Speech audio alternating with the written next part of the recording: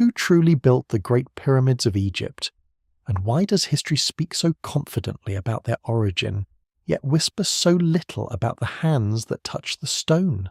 In the stillness of the desert night, the pyramids do not look like monuments. They look like memories, not memories of kings, but of something older, something that stands behind the names carved in textbooks. Khufu, 4th Dynasty, Old Kingdom, dates placed neatly in rows. And yet beneath those dates, there is a silence that feels heavier than the limestone blocks themselves. And before you let your body sink completely into this comfort, take just a very small moment to like the video and subscribe. But only if something in what is being shared makes you feel that you want to stay a little longer. And if you wish, share your location and the time where you're listening. There is always a quiet curiosity about the small points of light drifting together in this night. The Great Pyramid at Giza rises with a precision that seems almost indifferent to time. Its base aligns almost perfectly with true north. Its stones, some weighing dozens of tons, fit so tightly that even today a thin blade struggles to slip between them. For generations, the explanation has been steady and reassuring. It was built around 2560 BCE during the reign of Pharaoh Khufu by thousands of labourers organised in shifts over the span of about 20 years. This narrative is supported by inscriptions discovered in relieving chambers above the king's chamber, quarry marks bearing Khufu's name. Archaeologists have uncovered the remains of worker villages near Giza, with bakeries, sleeping quarters and evidence of medical care. These findings suggest an organised state project, not a chaotic miracle. And yet something unsettles the simplicity of that explanation. There are no surviving architectural blueprints, no detailed construction manuals carved into temple walls, no proud autobiographical inscription from a master builder describing the triumph of engineering. Egypt left behind hymns, prayers, administrative records, and vivid depictions of daily life. But the exact methods used to raise the largest stone structure of the ancient world remain strangely unrecorded. It is not the absence of evidence that disturbs historians. Absences are common in antiquity. It is the scale of what is missing compared to the scale of what stands before us. Herodotus, writing 2 millennia after the pyramids were built, offered accounts gathered from Egyptian priests. He described massive labour forces and ramps, but even he admitted he was reporting stories passed down long after the original builders had turned to dust. By his time, the knowledge was already second-hand. If the pyramids were indeed state-sponsored royal tombs, and most Egyptologists maintain they were, why is the voice of the architect so faint? Why does the desert preserve the geometry of the structure so perfectly, yet allow the memory of its creators to dissolve? Some researchers argue that no mystery exists. Ancient Egypt possessed administrative sophistication, agricultural surplus, and mathematical understanding sufficient to complete such a project. The Rind mathematical papyrus demonstrates practical geometry. Quarry marks at Tura and Aswan reveal organised stone extraction. Ramps, sledges, and lubrication with water have been experimentally shown to reduce friction when moving heavy blocks across sand. But even within these explanations, there are layers that remain blurred. The internal passageways of the Great Pyramid are not symmetrical in an intuitive way. The so-called air shafts align with specific stars as they appeared in the 3rd millennium BCE. Was this symbolic cosmology guiding the king's soul toward the imperishable stars? Or does it hint at a deeper astronomical awareness woven into architecture itself? And what of the sheer ambition? To move over 2 million stone blocks without iron tools, without wheeled vehicles suited for heavy transport, without cranes as we know them. Was it merely a display of divine kingship, or a response to something else? A ritual of preservation? A monument built not just for death, but against forgetting? There is another subtle fracture in the narrative. Egypt did not gradually evolve toward pyramid building in a smooth, linear ascent. Earlier mastabas existed, yes. The step pyramid of Djoser marked a breakthrough under Imhotep. Bent pyramids show experimentation, but the Great Pyramid appears almost as a sudden peak, a refinement so advanced that later pyramids never fully matched its precision. Why does the arc of development seem to crest so sharply and then soften? Civilizations do not only rise, they also reset. Climate shifts, political upheaval, internal fragmentation, all can fracture continuity. Some scholars note that around 2200 BCE, the Old Kingdom entered a period of decline associated with drought and administrative breakdown. Knowledge can disperse quietly, not with explosions, but with empty granaries and scattered scribes. If knowledge once flowed through the Nile Valley like a steady current, perhaps the pyramids are not the beginning of mastery, but the last intact stones of a fading system. And there is one more quiet observation. The pyramids were already ancient to the ancient Egyptians themselves. Later dynasties restored them, revered them, inscribed around them. They looked upon the Great Pyramid not as a contemporary achievement, but as an inheritance. What does it mean when a civilization inherits something it can no longer replicate? Perhaps the question is not simply who built them, but what kind of world allowed them to be built. A world of stable floods and predictable skies. A world where kingship carried cosmic weight. A world where stone was shaped not only by tools, but by belief. The desert wind moves across Giza tonight exactly as it did 4,000 years ago. It touches the same limestone surfaces. It traces the same edges. The pyramid does not answer when asked who raised it. It does not correct textbooks. It does not defend theories. It stands. And in its stillness, it leaves behind a feeling, not of certainty, but of distance, as though something essential lies just beyond the edge of recorded memory. If the builders were ordinary men organized by extraordinary vision, why does their story feel incomplete? And if something of their knowledge has slipped between generations like sand between fingers, what else might have slipped with it? The pyramid does not speak, it endures, and perhaps endurance is its only language. But endurance of what? A king's ambition, or a memory older than the king himself? The desert keeps that answer for now. If the hands that raised the stones were not slaves, as older legends once insisted, then who were they? And what kind of society could summon such devotion from thousands without chains? For centuries, the image of enslaved masses straining under whips dominated popular imagination. It was a narrative reinforced by classical writers and later dramatized in art and film. The pyramid became a symbol of tyranny, of rulers extracting impossible labor from the powerless.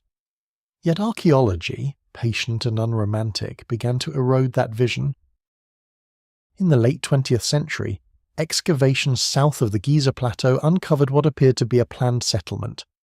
Barracks-like structures, bakeries large enough to produce thousands of loaves daily, animal bones indicating a diet rich in protein, cemeteries where labourers were buried with care, some even in proximity to the pyramids themselves. These were not anonymous bodies discarded in sand. They were interred with a measure of dignity. Such findings suggest that the builders were skilled workers, perhaps conscripted seasonally during the Nile's inundation when farming paused. Egypt functioned through cycles: agricultural, celestial, political. During flood months, fields lay submerged. Labour could be redirected toward monumental construction. In this view, the pyramid was not built by misery, but by mobilized abundance. And yet this reframing raises another question rather than resolving the first. If these were organized teams of workers, quarrymen, haulers, masons, overseers, then the pyramid was not merely a royal obsession. It was a national undertaking, a coordination of logistics, mathematics, food supply, stone transport from quarries miles away, even across the Nile. It required planning not just of structure, but of society itself. Recent discoveries of papyri at Wadi al-Jarf, dating to the reign of Khufu, provide a rare administrative glimpse. Among them, the diary of a foreman named Mera describes transporting limestone blocks by boat along the Nile to Giza. It is one of the few contemporary documents referencing pyramid construction directly. It speaks in the language of schedules and shipments, not mysticism. But even Mera's diary does not explain the architectural design. It tells of movement, not conception. It reveals coordination, not origin. Some Egyptologists propose that the workforce may have numbered between 20 and 30,000 at peak periods, divided into rotating crews with names that carried humour or pride. Graffiti inside hidden chambers include titles such as Friends of Khufu. These marks humanise the builders. They hint at camaraderie, at identity. Still, something lingers beneath this clarity. A society capable of orchestrating such precision must have possessed a stable administrative system and shared ideological commitment. The pharaoh was not merely a political leader. He was perceived as divine, a mediator between heaven and earth. Building his eternal house was not simply labour, it was participation in cosmic order, or Mayat, the principle of balance that governed Egyptian thought. If the pyramid embodied Mayat, then its construction was ritualized stability. Each stone placed in alignment was a gesture toward harmony between earth and sky, the northward orientation, the squared base, the ascending geometry. All of it mirrored a universe that was believed to be structured, purposeful.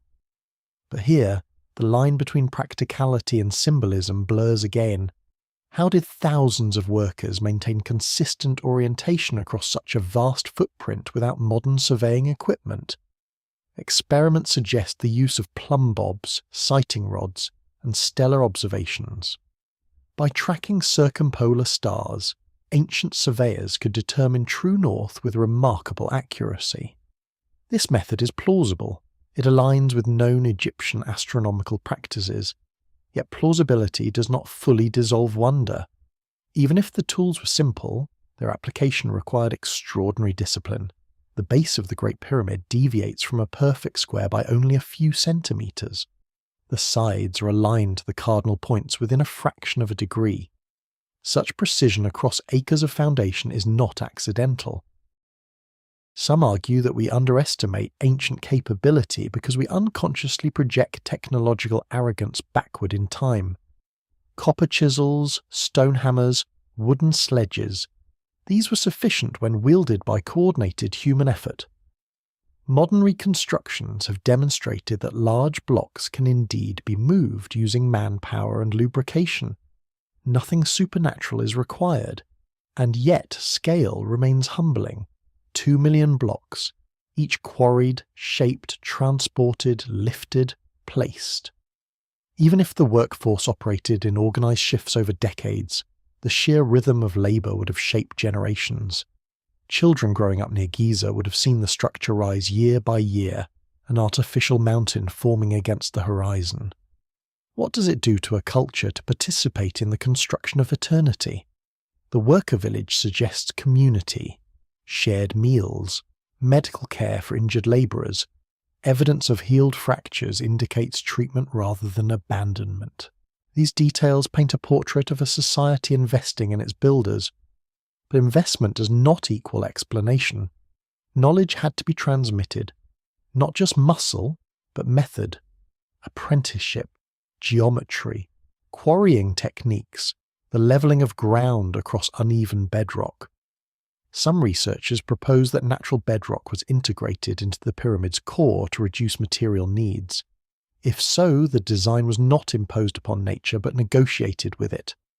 The pyramid was not simply stacked stone, it was integration, and still no grand manual survives.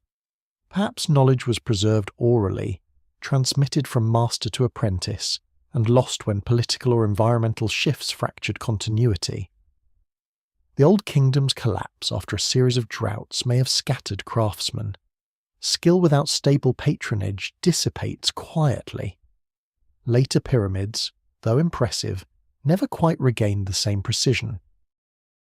Was this decline due to economic strain, political decentralization, or the fading of a generation that carried specialized expertise? It is possible that the Great Pyramid represents a narrow window in which environmental stability, political authority, and concentrated knowledge aligned.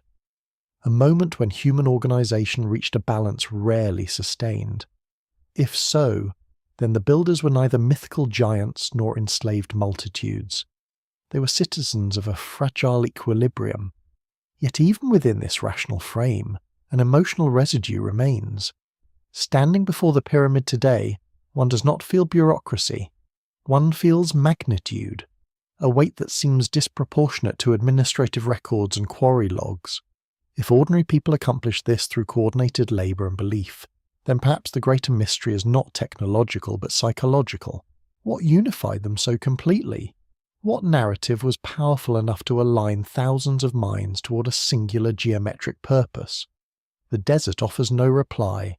The worker graves remain quiet. Mera's diary ends mid-schedule. If the hands were known, why does their story feel only partially illuminated? Perhaps because to understand the builders, one must also understand the world they believed they were securing. And what if that world was more uncertain than we imagine? If the workers were organised, fed, and even honoured in death, then the next layer of uncertainty shifts quietly toward another absence, the absence of instruction. Where are the plans? Where are the calculations etched into stone? The architectural sketches preserved in papyrus scrolls? The triumphant declarations of design? Egypt left behind abundant written records, administrative documents, religious hymns, medical texts, love poems, even complaints about grain deliveries. The civilization was not silent. It recorded itself meticulously, and yet for the largest and most mathematically refined structure it ever produced, no complete blueprint survives. The Rhind mathematical papyrus, dating centuries after the Great Pyramid, demonstrates knowledge of geometry and arithmetic. It includes calculations of area and volume. It proves that Egyptian scribes understood practical mathematics. But it does not describe the layout of Giza. It does not reveal how surveyors plotted a square of such magnitude with such minimal deviation. The ground beneath the Great Pyramid was levelled to astonishing accuracy. Some researchers suggest that ancient engineers used water-filled trenches to establish a perfectly horizontal plane. Water finds its own level. This method is elegant, plausible, and grounded in physical principle, yet it implies forethought and experimental precision. Where did that refinement originate? Earlier pyramids show trial and error. The bent pyramid at Dashur shifts angle mid-construction, as though responding to structural instability. The Meidum pyramid partially collapsed. These were experiments in stone, attempts to refine technique. And then, almost abruptly, the Great Pyramid emerges, proportioned, balanced, enduring. It is as though a learning curve culminated in a single peak, then softened. The internal architecture deepens the enigma. The ascending passage, the grand gallery, the king's chamber constructed of massive granite blocks transported from Aswan, over 800 kilometres to the south. The relieving chambers above the king's chamber contain granite beams weighing dozens of tons, positioned with such precision that they have remained stable for millennia. How are these blocks raised to such heights? Ramp theories vary. Straight ramps extending from the base would require enormous amounts of material, perhaps rivaling the pyramid itself in volume. Spiral ramps wrapping around the structure offer another possibility, though archaeological evidence remains debated. A more recent hypothesis suggests an internal ramp concealed within the pyramid's body, supported by microgravimetric surveys indicating density anomalies. None of these theories are impossible. All are conceivable within the framework of human ingenuity, but none are conclusively proven. In 2017, researchers involved in the Scan Pyramids project announced the discovery of a previously unknown void above the Grand Gallery using muon radiography, a technique that detects cosmic ray particles passing through stone. The void's purpose remains uncertain. It may be structural. It may be symbolic. It may be something entirely unexpected. Even now, the pyramid yields new questions. The air shaft extending from the king's and queen's chambers are another source of contemplation. They are too narrow for human passage. They were sealed for centuries. Their alignment appears to correspond with specific stars as they were positioned in the 3rd millennium BCE. Orion's belt and the circumpolar stars, often associated with Osiris and the concept of imperishability. Was this intentional stellar orientation symbolic theology? Or does it reflect a deeper cosmological mapping embedded within architecture? Ancient Egyptians observed the heavens carefully. The heliacal rising of Sirius signaled the Nile flood. Agricultural survival depended on celestial awareness. But embedding stellar alignments into a tomb suggests something beyond agricultural necessity. It suggests cosmological integration. If the pyramid was conceived as a bridge between earth and sky, then its geometry becomes ritualized astronomy.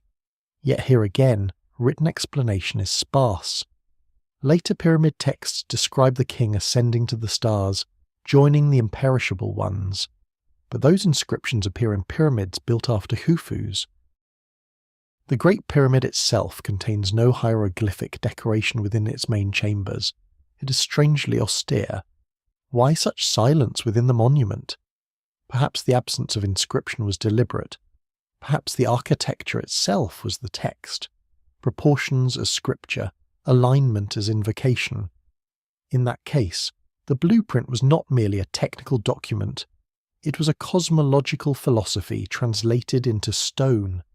If so, the knowledge required would have been interdisciplinary: astronomy, geometry, theology, logistics. A synthesis rarely achieved without generations of accumulated learning. Some researchers point to the possibility that knowledge was centralized within elite priestly circles. Temples functioned as repositories of sacred science. Instruction may have been guarded, transmitted selectively, intentionally unrecorded for public dissemination. Or perhaps papyrus plans once existed but succumbed to time. Organic material decays, fire consumes archives, political transitions erase priorities. What seems like deliberate concealment may be nothing more than entropy. Still, the pattern of loss feels disproportionate. Other ancient structures across the world also appear without detailed surviving manuals. Stonehenge, the megalithic temples of Malta, Göbekli Tepe. Humanity has repeatedly constructed monumental forms whose technical explanations survive only partially. Is this coincidence? Or does monument building operate in a realm where practice outruns documentation? There is another subtle observation. The Great Pyramid was originally encased in polished Tura limestone, reflecting sunlight brilliantly. It would have gleamed, almost luminous. The structure visible today is stripped, weathered, revealing its core. What if the same is true of our historical understanding? The polished surface gone, the internal framework exposed, but the outer brilliance lost. The absence of blueprints does not mean absence of knowledge. It means absence of preservation. Yet preservation itself is a choice shaped by circumstance. Floods, wars, ideological shifts. The first intermediate period fractured centralized authority. Craftsmen dispersed, archives decayed. And so, the pyramid stands as a completed sentence whose grammar we partially reconstruct from fragments. If the design was once known intimately, who was the last person to understand it fully? The last architect who could explain why each chamber slopes as it does, why the angles converge with such subtle variation. That person left no surviving testimony. The stones remain aligned. The void remains unexplained. The shafts still point toward ancient stars that have since drifted across the sky due to precession. If knowledge once lived vividly in minds now dissolved into sand, what does that suggest about the fragility of certainty? The blueprint may not be missing. It may simply exist in a language no longer spoken, and perhaps that language is not written on papyrus at all. If the blueprint may have been written in the language of the sky, then the sky itself becomes the next quiet witness. Above Giza, the stars once moved in patterns slightly different from those seen today.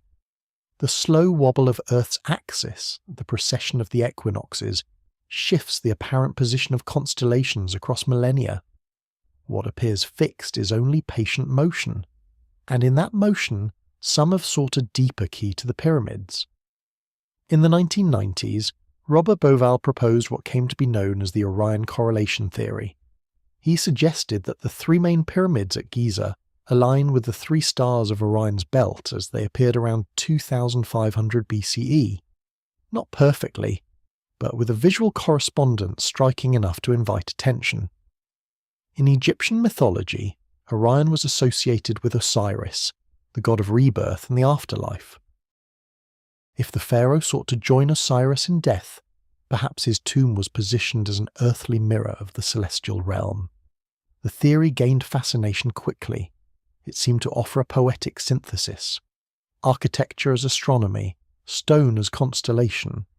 The Nile itself was sometimes compared symbolically to the Milky Way. If heaven had its pattern, perhaps Earth was designed to echo it. Critics responded with measured skepticism. The alignment is not exact. The pyramid's placement can be explained by topography and practical considerations.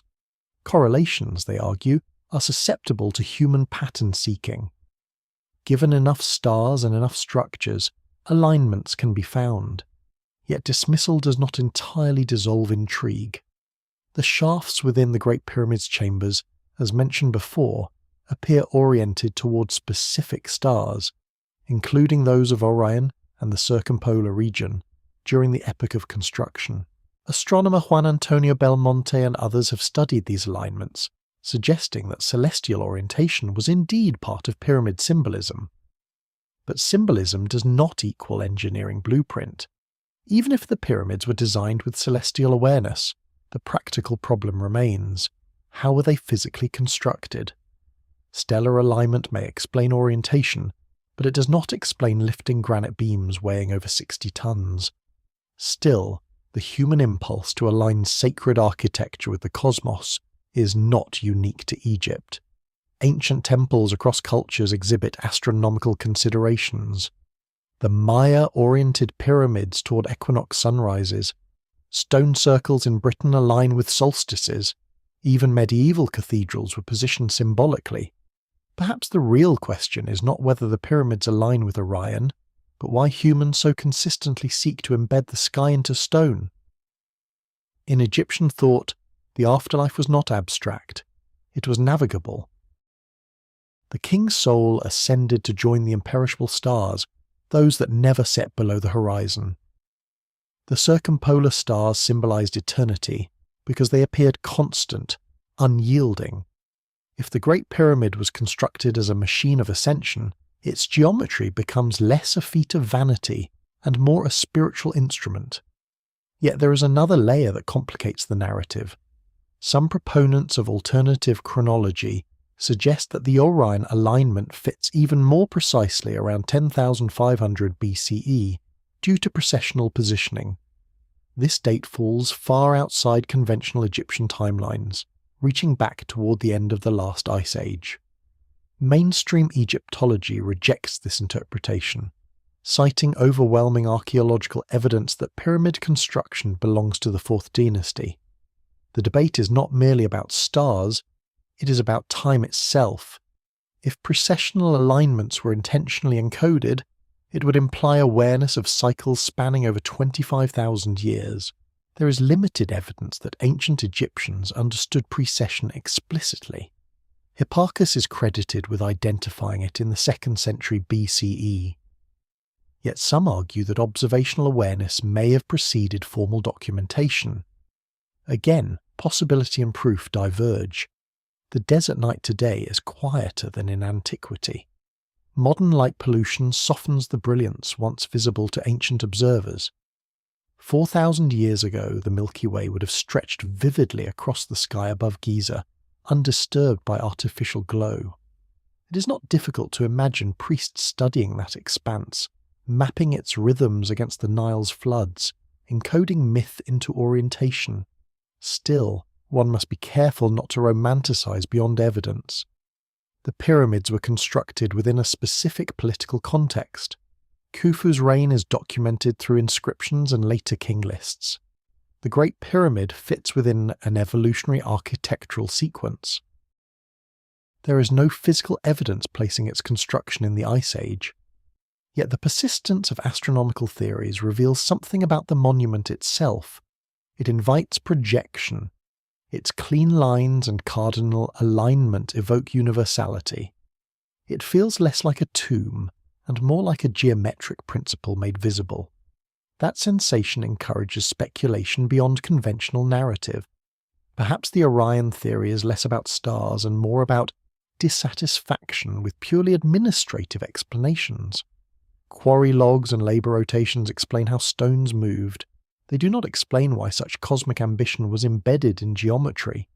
Even if the alignment is symbolic rather than literal, symbolism itself is powerful. To align a monument with the heavens is to assert permanence. It is to claim participation in cycles larger than human lifespan.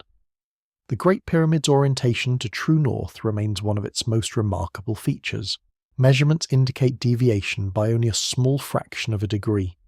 Achieving this precision likely required stellar observation, perhaps using the simultaneous transit of circumpolar stars.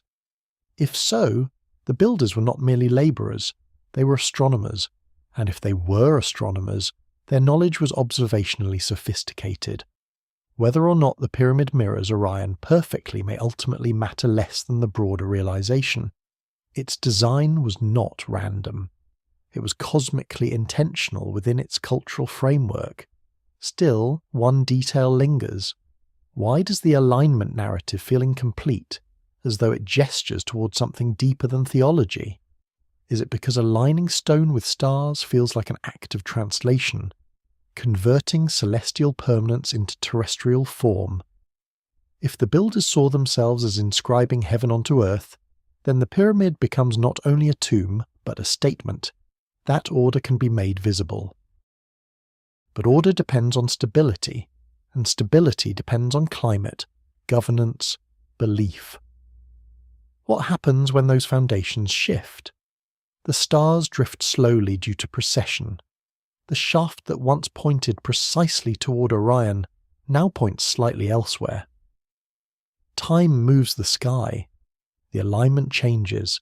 Stone endures, but the heavens do not remain fixed.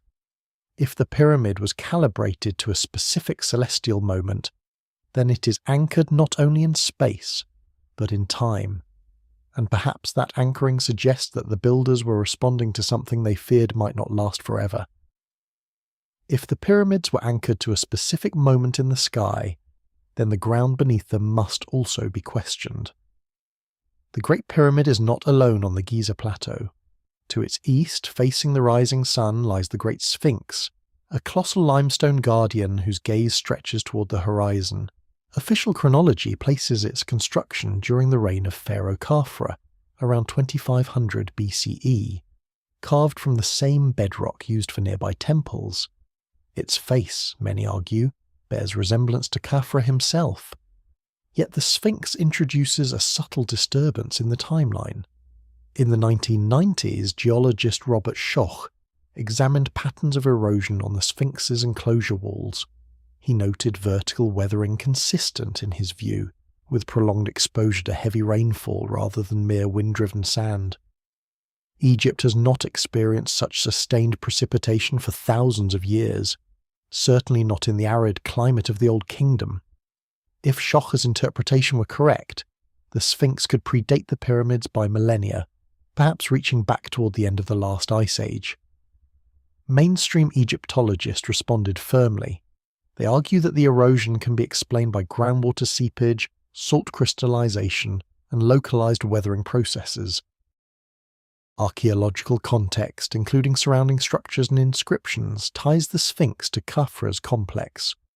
No artifacts from a significantly earlier advanced civilization have been found in situ beneath it. The debate remains unresolved in public imagination, even if academic consensus leans strongly toward a 4th dynasty date. Still, the mere existence of geological controversy introduces a tremor. If the Sphinx were older, it would imply that monumental stonework existed long before dynastic Egypt emerged. It would suggest continuity rather than innovation, inheritance rather than inception. And even if the Sphinx does belong firmly to Khafra's era, its silence is telling. Unlike later monuments, it bears no original inscription declaring its purpose.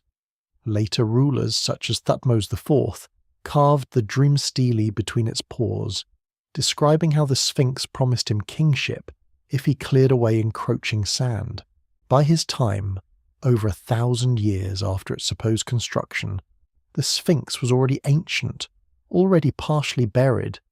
It had become an artifact of memory within Egyptian civilization itself. This pattern repeats. Later generations restored, reinterpreted, and mythologized structures whose original intent has softened with time. Knowledge fades gradually, meaning shifts. The geological argument is not solely about age. It touches a deeper uncertainty. How stable is our timeline? Near the end of the last ice age, around 10,800 BCE, Earth entered a sudden climatic reversal known as the Younger Dryas. Temperatures dropped, ice sheets stabilized.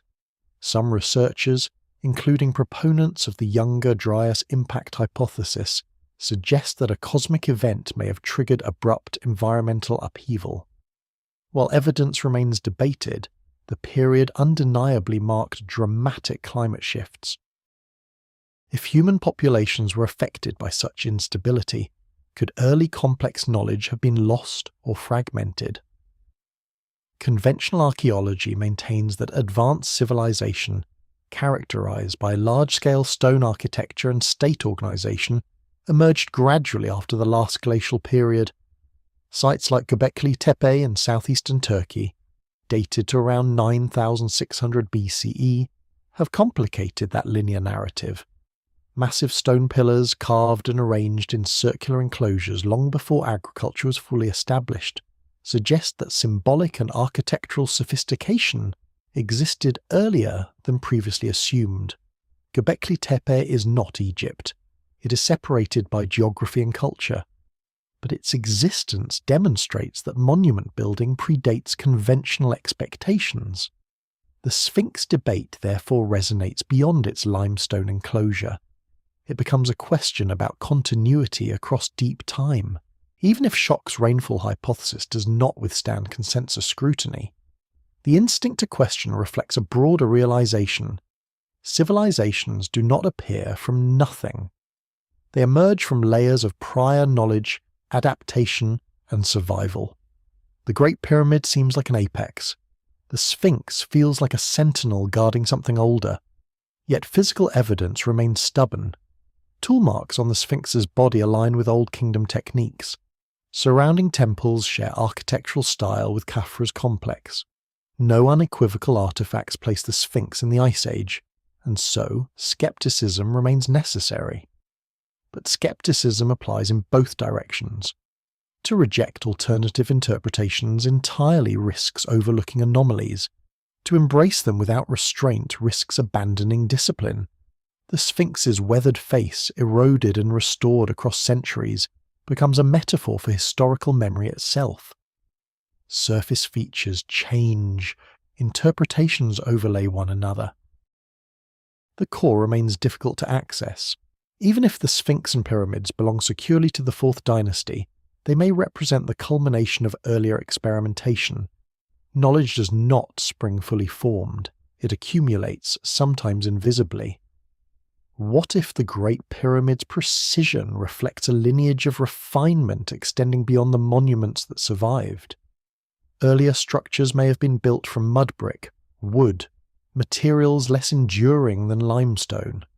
Their absence today does not prove their non-existence. The Nile Valley has shifted course repeatedly. Flooding, sediment deposition, and human construction have buried older layers. Archaeology uncovers fragments, not wholes. The idea of a lost advanced civilization constructing Giza in the distant Ice Age remains unsupported by material evidence. Yet the possibility of lost incremental knowledge dispersed communities or forgotten innovations is less dramatic and perhaps more plausible. Between certainty and speculation lies a quiet space. The Sphinx's body continues to endure restoration, its nose lost, its surface patched. Each intervention changes it subtly. What we see today is not identical to what Khafra saw, or what Thutmose saw. Similarly, the pyramid's casing stones have largely been removed, repurposed in later constructions. Its polished exterior is gone. The internal structure remains. The erosion debate reminds us that interpretation depends on perspective. A geologist sees weathering patterns, an Egyptologist sees cultural context. Each discipline frames evidence differently. Perhaps the most honest position is to hold both awareness and restraint. If the Sphinx were older, history would need revision. If it is not, the monument still testifies to an extraordinary convergence of skill and belief in the Old Kingdom. The deeper question remains unchanged. Whether emerging suddenly or gradually, why did such monumental ambition arise in this specific window of time? Why here, along this stretch of the Nile? And if environmental stability enabled it, what happens when stability fractures? The Younger Dryas ended. Climates warmed. Rivers shifted. Societies reorganized. Stone remains. Context erodes. The Sphinx stares eastward each morning, watching the sun rise as it has for millennia. Its gaze does not confirm its age. It does not defend its chronology. It endures, partially buried, partially restored, eternally questioned. And in that questioning, the ground beneath the pyramid feels slightly less solid. If the ground beneath Giza carries echoes of older climates, then memory itself becomes the next fragile layer to examine. Across civilizations separated by oceans and millennia, stories persist of a great flood. In Mesopotamia, the Epic of Gilgamesh recounts Utnapishtim surviving a deluge sent to cleanse humanity. In the Hebrew Bible, Noah builds an ark under divine instruction. In Egyptian mythology, the god Atum rises from the primordial waters of Nun, bringing order from inundation. Water precedes structure, chaos precedes geometry. Flood myths are not identical, but they share a rhythm, destruction followed by renewal. The Nile's annual inundation was not catastrophic. It was life-giving, yet its symbolic power was immense.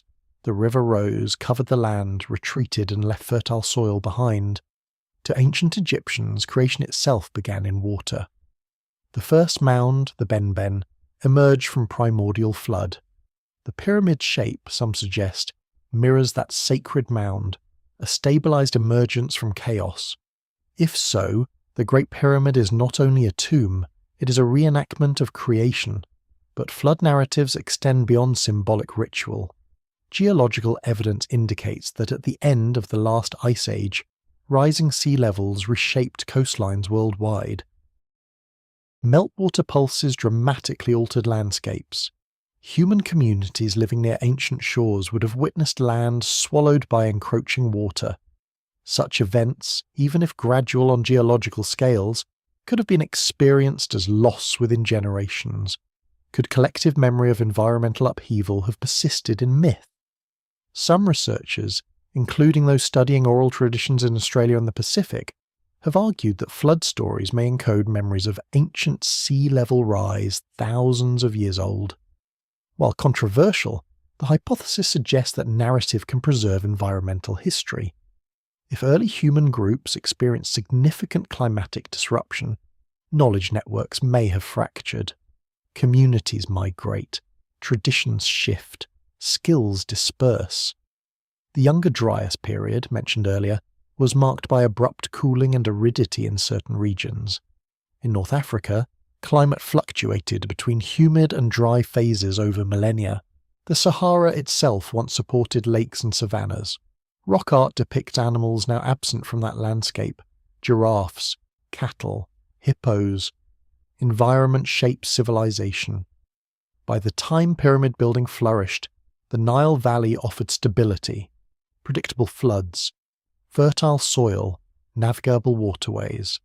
Such stability enables monumental projects. Surplus food supports specialized labor. Predictable cycles encourage long-term planning. But stability is not permanent. Ancient Egyptian records from later periods describe famines associated with low Nile floods. The collapse of the Old Kingdom around 2200 BCE coincides with evidence of prolonged drought linked to broader climatic shifts. Administrative authority weakened. Regional governors gained autonomy. Monumental building declined. If environmental disruption contributed to political fragmentation, knowledge transmission could have suffered. The Great Pyramid thus occupies a moment of climatic and political equilibrium, a balance rarely sustained for centuries. Flood myths, then, may not be literal historical accounts of a single event. They may represent recurring human confrontation with instability. And here, a subtle connection emerges. If a civilization feared impermanence, feared that cycles of inundation or drought might erase memory, what better response than to construct in stone? Mud brick dissolves, papyrus decays, oral tradition fades, but limestone blocks weighing tons endure sandstorms. The pyramid becomes an antidote to amnesia. Yet the paradox remains. Even stone cannot preserve context indefinitely. Casing stones fall, inscriptions erode, later rulers repurpose material, meaning shifts. The biblical flood narrative, written long after Egyptian pyramids stood, describes a world reset. Mesopotamian tablets recount divine decisions to wipe humanity clean. In each story, survival depends on foresight, an ark, a warning, preparation. Was the pyramid a kind of ark, not floating upon water but anchored in earth, designed to carry something intangible across time? It carried belief, it carried cosmology, it carried royal ideology. But did it carry technical knowledge? No manual survived within its chambers. No inscription describes its construction in detail. If it was meant to preserve engineering secrets, it failed in that purpose, unless preservation was never its primary function. Perhaps the pyramid was built not to transmit method, but to assert continuity, to stand as proof that order once existed. And when order faltered, during droughts, political upheaval or foreign incursions, later generations could look back toward Giza as a golden reference point. The flood myths speak of cleansing and beginning again. The pyramid speaks of refusing to disappear.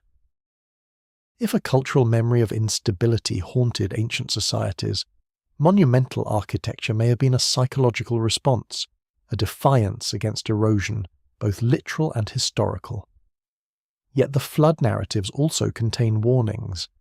They remind listeners that no structure, however grand, prevents nature's cycles entirely. Water rises, empires fall. Even the Nile, source of Egyptian abundance, was not entirely predictable. Its fluctuations could mean prosperity or famine. In this light, the Great Pyramid appears less like an isolated triumph, and more like a fragile peak between uncertainties. If environmental equilibrium enabled its construction, what conditions preceded that equilibrium, and what conditions followed? The flood myth does not end with water receding. It ends with a new covenant, a redefinition of human-divine relationship. Perhaps the pyramid similarly represents a covenant between king and cosmos, between society and stability. But covenants require memory, and memory requires continuity. If earlier knowledge was scattered by climatic shifts long before dynastic Egypt, fragments may have been integrated into later traditions without clear acknowledgement. This possibility remains speculative, yet not impossible. Cultural transmission rarely occurs in clean lines. The desert today conceals ancient river channels beneath its sand. Satellite imagery reveals paleo channels, ghost rivers, once flowing across what is now barren land. Memory behaves similarly. It leaves traces beneath visible surface. If the Great Pyramid stands as a monument against forgetting, what exactly was it trying to ensure would not be forgotten? A king's name, a cosmological order, or the fact that humanity had once achieved something precise enough to align with stars and stable enough to resist flood and drought alike. The flood stories end with survival. The pyramid endures without speaking. Between water and stone, between chaos and geometry, a question lingers. Was the pyramid built at the height of confidence or at the edge of fear? If the pyramid rose as a response to instability, then its precision becomes even more unsettling. Measurements taken over the past 2 centuries reveal something quietly astonishing. The Great Pyramid's base spans roughly 230 meters on each side, with variations of only a few centimeters. Its sides are oriented toward the cardinal points with an accuracy that modern surveyors still admire. The ratio between its perimeter and height approximates 2 pi, and the slope angle closely matches proportions later associated with the golden ratio. Whether these relationships were intentional or coincidental remains debated, but the geometry exists. It is tempting to dismiss such correspondences as numerical pattern-seeking. After all, a pyramid's shape naturally generates mathematical relationships, yet the accumulation of precision invites pause.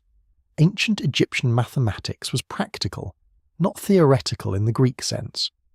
The Rind mathematical papyrus demonstrates knowledge of fractions, area calculations, and basic geometry used for land measurement and construction.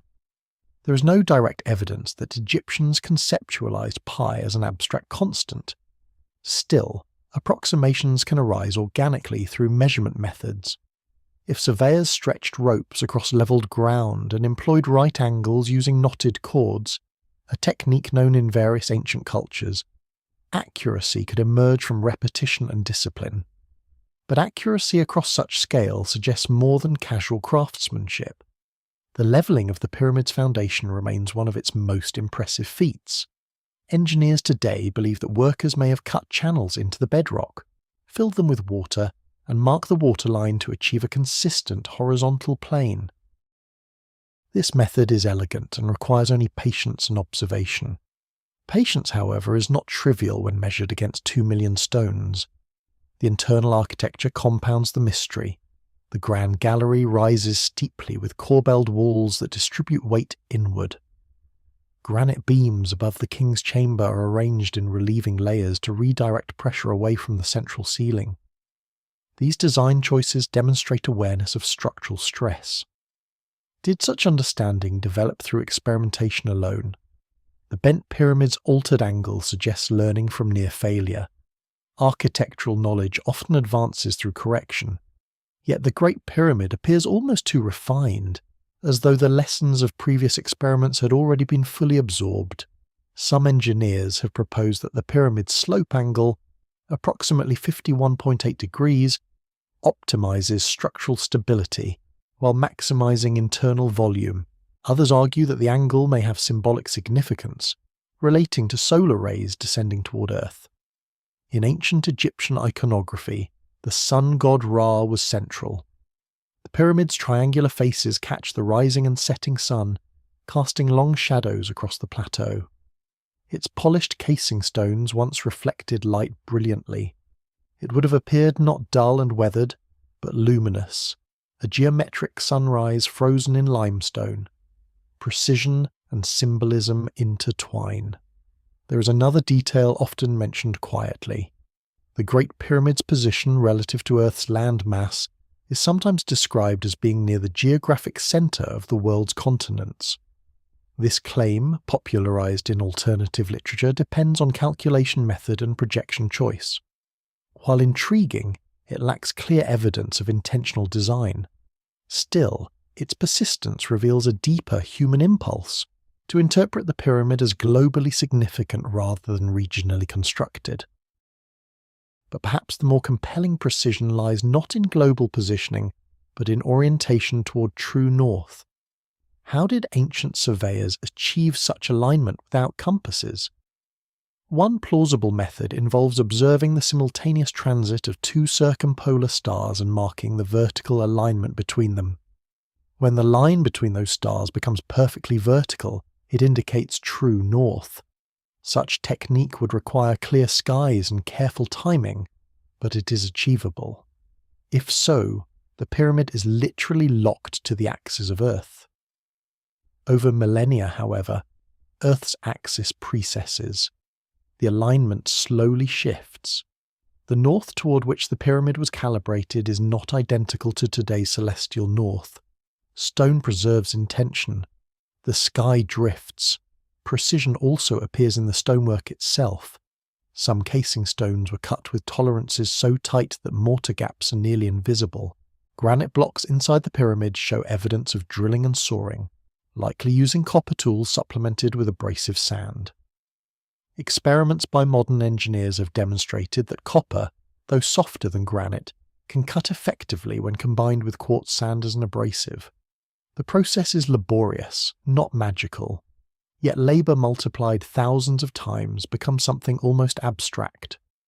The sheer consistency across such an immense structure suggests coordinated oversight, supervisors ensuring alignment, craftsmen refining technique, a chain of accountability extending from quarry to placement.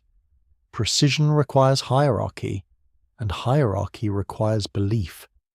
If the pyramid's geometry encoded cosmic order, then deviation would not merely be structural error, it would be symbolic disorder.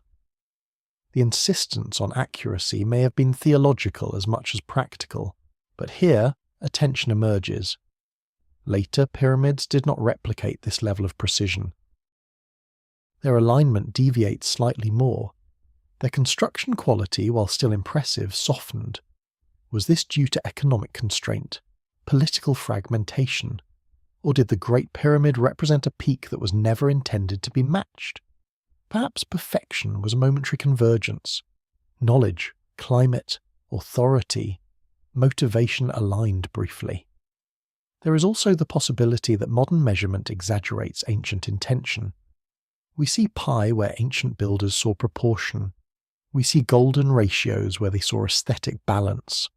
Retrospective interpretation can impose modern frameworks upon ancient design, and yet the numbers remain. The pyramid stands as a physical equation inscribed in stone. It invites calculation. It invites projection. If its builders understood advanced mathematics beyond surviving documentation, that knowledge left no explicit trace. If they did not, their achievement remains remarkable without invoking hidden science. Precision alone does not prove mystery, but it does sustain awe. The desert wind does not erode angles evenly. Sand shifts, temperatures fluctuate, and still the pyramid retains its geometry. Perhaps that geometry was as tended as reassurance, that even if floods rise and climates shift, some proportions remain stable. But proportions only remain stable if maintained. The casing stones are gone. The apex is missing. Erosion continues. Perfection, like stability, is temporary. If the pyramid encodes order, what happens when order dissolves? The structure remains aligned, but the world around it changes. Politically, environmentally, astronomically. Precision can anchor a moment. It cannot prevent time, and so the pyramid stands, exact yet incomplete, enduring yet eroded, a testament to a civilization that once measured the sky and carved the earth accordingly. But did they measure only what they could see, or also what they feared might be lost? If precision was achieved with tools of copper and stone, then the tools themselves deserve a quieter examination. In museums across the world, one can find replicas and surviving examples of Old Kingdom implements. Copper chisels, dolerite pounding stones, wooden mallets, simple saws. To modern eyes, they appear almost insufficient. How could granite, one of the hardest stones available in Egypt, be shaped with tools so seemingly fragile? Yet hardness alone does not determine outcome. Copper, though softer than granite, can cut when combined with abrasive materials. Quartz sand, abundant along the Nile, functions as an effective grinding medium. Experimental archaeology has shown that copper saws and tubular drills, when used with sand slurry, can carve into granite steadily, if slowly. Slow is not impossible. Dolerite balls found in quarries at Aswan reveal heavy pounding techniques used to extract blocks. Workers would strike granite repeatedly, fracturing it along natural weaknesses. The marks remain visible in unfinished quarries, depressions worn into stone surfaces like ancient fingerprints. The process was not elegant, it was relentless, but relentless labour, multiplied over years, yields transformation. The question then shifts from possibility to organisation. How are blocks weighing several tons transported from quarries to the construction site? Relief carvings from later periods depict large statues being hauled on wooden sledges, lubricated by water poured onto sand to reduce friction. A tomb painting from the Middle Kingdom even shows a figure standing before a sledge, pouring liquid in front of it. Modern experiments confirm that wet sand reduces friction significantly, allowing heavy loads to move more efficiently. Transport across the Nile was facilitated by barges. The river was Egypt's highway. During flood season, water levels rose, enabling navigation closer to construction sites. The recently discovered harbour complex at Wadi al-Jarf and Mera's Diary suggests coordinated maritime logistics. None of these elements are beyond human capability, and yet something remains disproportionate. The granite beams in the king's chamber weigh up to 70 tons. Raising such mass to a height of over 40 metres without cranes requires ramps or counterweight systems. Straight ramps would demand enormous material. Spiral ramps risk structural instability. Internal ramp hypotheses, proposed by architect Jean-Pierre Houdin, suggest that a ramp may have wound inside the pyramid's outer layers, supported by density scans indicating anomalies. Proof remains elusive. Still, engineering does not always leave obvious footprints. Wooden ramps would not survive millennia. Temporary structures vanish. Absence of evidence is not necessarily evidence of absence. The copper tools themselves introduce another layer. Copper is malleable. It dulls quickly when cutting stone. Workers would need to sharpen or recast tools frequently.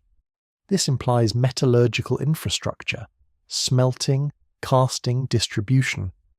Copper sources in Sinai were exploited during the Old Kingdom. Mining expeditions are documented in inscriptions. Thus, pyramid construction was not isolated to Giza. It connected distant regions in a web of resource extraction and transport. Behind every stone block stands a chain of invisible labour. Miners, toolmakers, boat builders, scribes. The pyramid becomes less a singular monument and more a convergence point of a vast economic system. Yet economic systems require stability. If drought weakened harvests or political authority fractured, supply chains would falter. Monumental building slows. This pattern appears after the 4th dynasty. Later pyramids diminished in scale. Was the Great Pyramid an anomaly of prosperity? A brief window when surplus, authority and ambition aligned perfectly? Even if tools and ramps suffice as explanation, the psychological dimension persists. To carve stone daily under desert sun, aligning each block with geometric intention, requires not only technique, but belief. Workers must trust the vision guiding their effort. Supervisors must enforce consistency. Scribes must track quotas.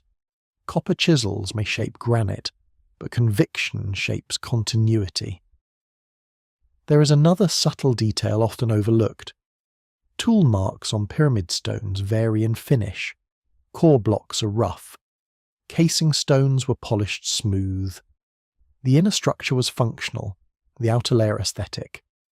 Much of the visible perfection has been stripped away over centuries as casing stones were removed for later construction in Cairo. What we see now is the skeleton of the pyramid. If modern observers judge ancient skill by exposed core blocks, they may underestimate original refinement. Similarly, if knowledge once existed in forms now lost, wooden scaffolds, spoken instruction, ephemeral diagrams, its absence today may distort perception. Alternative narratives sometimes suggest advanced lost technologies, anti-gravity, acoustic levitation, forgotten alloys. Yet no material evidence supports such claims. Copper, stone, sand, rope, wood, these suffice within known physics. Still, sufficiency does not eliminate awe. Modern engineers with cranes and steel struggle to replicate structures of similar scale without heavy machinery. The pyramid was built without combustion engines, without precision-cut steel, without digital modelling. It was built with observation, repetition, coordination, and perhaps with something less tangible, patience. The desert environment both preserves and erodes. It shields structures from rainfall but subjects them to thermal expansion and sand abrasion. Over thousands of years, the pyramid has endured earthquakes and invasions. Copper tools corroded, wood decayed, human names faded, stone remained. The simplicity of tools may itself explain something deeper. When methods are simple but labour is immense, knowledge becomes embodied rather than abstract. It lives in hands, not manuals. It survives in practice, not parchment. If such embodied knowledge was disrupted by political or environmental shifts, it could vanish within a generation. The bent pyramid teaches adaptation. The Great Pyramid teaches culmination. Later pyramids teach limitation. Tool technology did not regress entirely, but ambition did. Perhaps the tools were always sufficient. Perhaps what changed was motivation. If the pyramid was not merely a tomb, but a statement of cosmic alignment and stability, then tools were instruments in a ritual of permanence. Copper chisels tapping granite echo faintly in imagination. Dolerite pounding stones strike rhythmically against quarry walls. Sledges creak across wet sand. The explanation is human, and yet human explanation does not quiet the deeper sensation that something in this project exceeded immediate practicality. If tools were simple and methods plausible, why does the achievement still feel disproportionate to its era? Maybe because the era itself was more sophisticated than we comfortably admit, or perhaps because we measure sophistication incorrectly. The pyramid does not display complexity through ornamentation or decoration. Its complexity is internal, structural, mathematical, logistical. Copper tools shaped stone. But what shaped the decision to attempt such a structure at all? If copper chisels and wet sand can explain the movement of stone, there is still the question of what happens once stone is enclosed. Inside the Great Pyramid, silence feels different. It is not the open silence of desert wind across limestone, but a contained stillness. The Grand Gallery rises steeply, its corbelled walls narrowing upward as if guiding something unseen toward a hidden summit. The King's Chamber, lined entirely with granite, resonates when struck. Visitors describe a low hum, a lingering vibration that seems disproportionate to the space. Acoustics have entered the conversation. Modern researchers have measured resonant frequencies within the King's Chamber and other internal cavities. Studies suggest that certain chambers amplify low-frequency sounds. In 2018, a team using electromagnetic modelling proposed that the pyramid's internal structure might concentrate electromagnetic energy under specific conditions, though the findings remain theoretical and speculative. The temptation to interpret the pyramid as an energy device is strong in alternative circles. Claims of lost technologies, harmonic generators, even power plants circulate widely, yet such interpretations often extend beyond available evidence. Still, the presence of measurable acoustic properties cannot simply be ignored. Granite, particularly the type used in the King's Chamber, contains quartz crystals. Quartz exhibits piezoelectric properties. It can generate electrical charge under mechanical stress. This fact is well established in physics. However, translating that property into ancient technological application is another matter entirely. There is no evidence that Old Kingdom Egyptians exploited piezoelectricity intentionally. But the physical reality remains. Stone vibrates. Chambers resonate. In ancient cultures, sound often held sacred significance.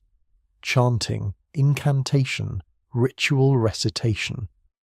These were not mere embellishments, but integral aspects of religious practice. The pyramid texts, inscribed in later pyramids, are essentially vocal guides for the king's soul. They were meant to be spoken. If the Great Pyramid predates written pyramid texts, it may still have functioned within a ritual framework involving sound. The narrow corridors, the echoing chambers, the angled passageways. Perhaps they were not designed solely for burial logistics. Perhaps they shaped experience. Acoustic experiments conducted in the king's chamber demonstrate that certain tones linger unusually long. Low frequencies resonate more strongly than higher ones. If priests chanted within that chamber, the sound would have reverberated, amplified, sustained. Resonance does not require advanced technology to be meaningful. It requires intention.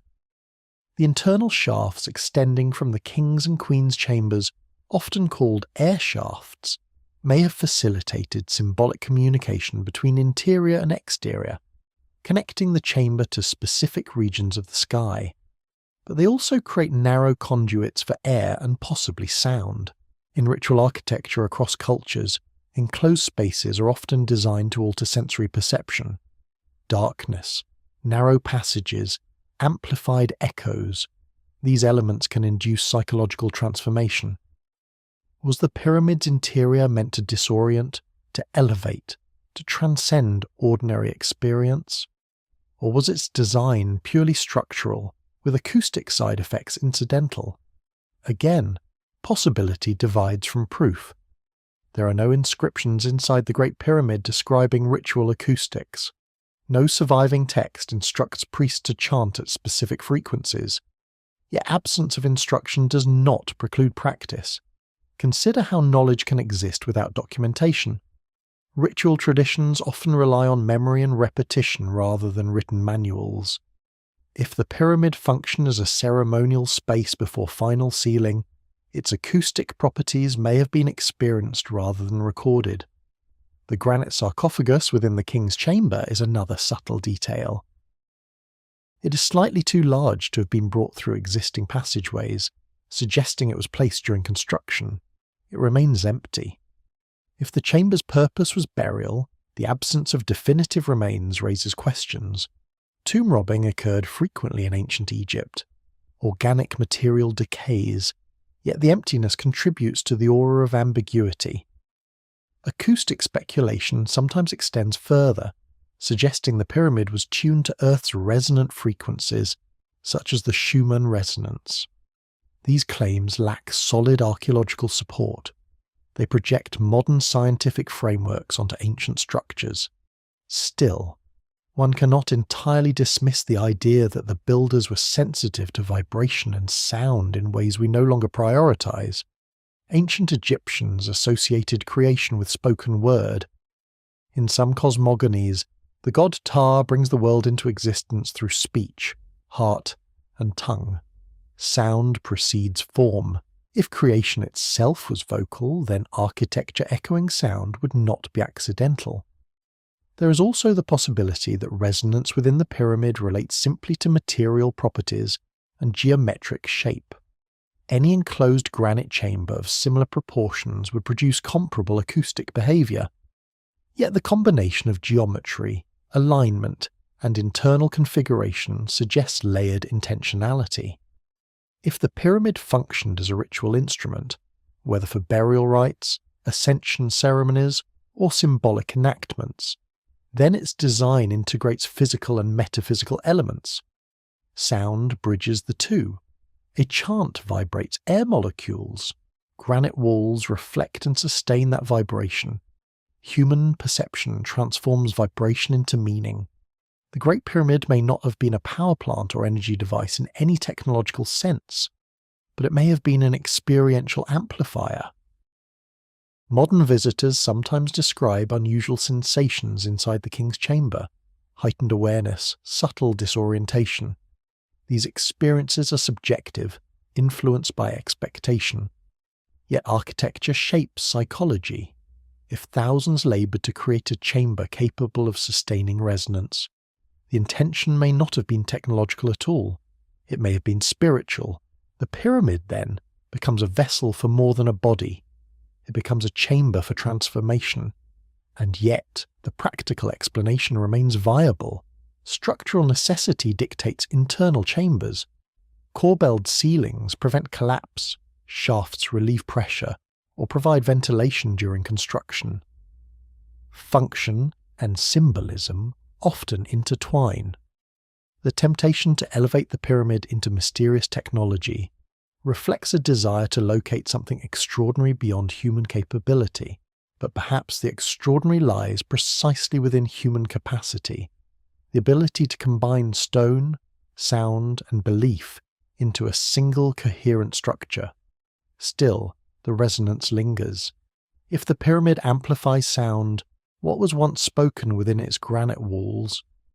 What words echoed upward through its shafts towards stars that have since shifted?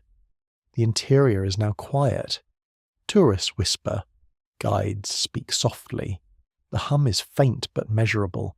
Stone remembers vibration longer than flesh remembers voice. If the builders shaped chambers that could hold resonance, perhaps they understood that sound, like memory, travels beyond the moment of utterance. And perhaps that was the true function, not to generate energy, but to carry intention. If sound once moved through granite corridors, then the next question is quieter still. Where did the knowledge to shape such corridors originate? The Nile Valley was not isolated. Long before pyramids rose at Giza, human communities flourished along rivers, coastlines, and uplands across the Near East and North Africa. Trade routes carried obsidian, copper, gold, and ideas.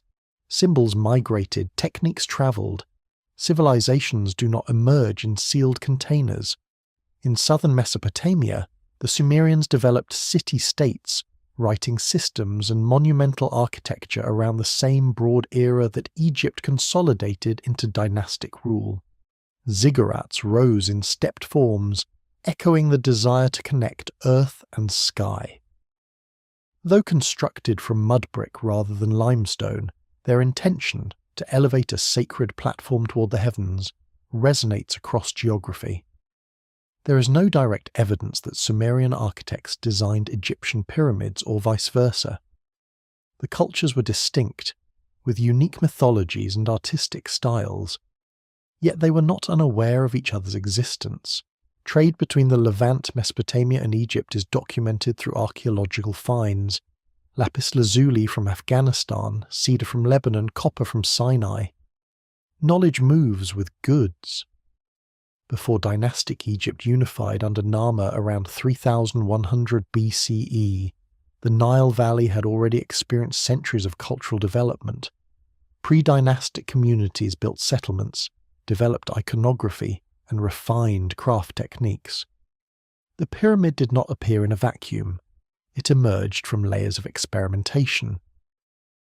Imhotep, architect of the Step Pyramid of Giza, is often credited with initiating the transition from mastaba tombs to monumental stone structures. His innovation at Saqqara in the 3rd dynasty laid groundwork for subsequent pyramids. Yet even Imhotep likely inherited traditions now partially obscured. Far to the north, in southeastern Anatolia, Göbekli Tepe predates both Egypt and Sumer by millennia. Its massive stone pillars, carved and arranged in circular enclosures, challenge assumptions that complex architecture requires agriculture first. It demonstrates that symbolic monument building can precede urbanization. Göbekli Tepe is not evidence that pyramid builders inherited direct knowledge from Ice Age architects. The cultural continuity is unproven, yet it reminds us that human capacity for large-scale coordination existed earlier than once believed. In Egypt itself, megalithic stone use evolved gradually. Mastabas expanded. The step pyramid layered forms upward. The bent pyramid adjusted angles. The red pyramid achieved smooth sides. By the time Khufu's Great Pyramid rose, the craft had matured. The narrative of incremental progress appears coherent, and yet there is always the possibility that earlier structures, built from less durable materials, have not survived. Mud brick dissolves, wood decays. Only stone remains to testify. If sophisticated knowledge once circulated in perishable forms, its absence today does not negate its existence. Ancient myths often speak of first times, eras when gods walked among humans, when knowledge was bestowed rather than discovered. In Sumerian texts, the Apkallu semi-divine sages are credited with bringing civilization's arts before the Great Flood. Egyptian mythology attributes architecture and wisdom to Thoth and Imhotep. Such stories may be allegorical, expressing reverence for ancestral achievement, or they may encode cultural memory of formative periods whose details blurred over time. There is a subtle tension between academic caution and narrative curiosity. Archaeology demands material evidence. Without artifacts linking Göbekli Tepe to Giza, direct lineage remains speculative. Yet the human impulse to connect monumental traditions across time reflects an intuition that innovation rarely begins from zero. Trade networks likely facilitated exchange of ideas about surveying, geometry, and ritual symbolism. The Levantine corridor connected Africa and Asia. Caravans crossed Sinai. Boats traversed Mediterranean shores. If knowledge moved gradually across generations, pyramid building may represent the crystallization of cumulative insight rather than isolated genius. There is another dimension to consider: time perception. Modern chronology divides eras neatly: Paleolithic, Neolithic, Bronze Age. Ancient people did not experience such segmentation. For them, time flowed through memory, not academic classification. If cultural memory extended backward beyond written record, early dynastic Egyptians may have perceived themselves as inheritors of something ancient, even if they lacked precise historical knowledge. The Sumerian king list describes rulers reigning for impossibly long spans before the flood, blending myth and chronology.